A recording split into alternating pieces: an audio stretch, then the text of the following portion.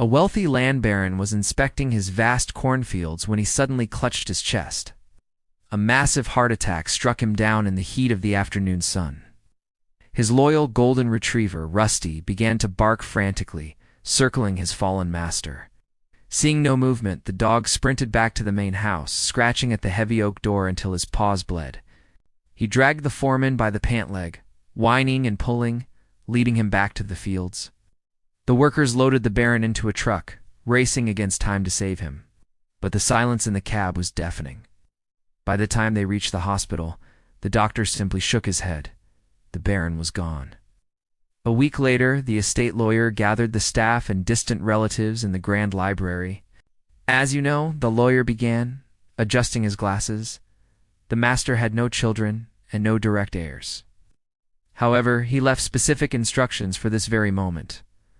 On the large mahogany table sat 2 items: a velvet sack filled with rare, uncut diamonds, and a worn, leather-bound prayer book covered in dust.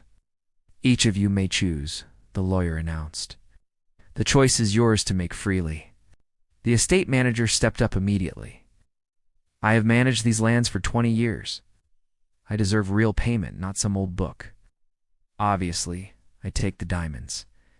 He grabbed a handful greedily. Next was the master's nephew.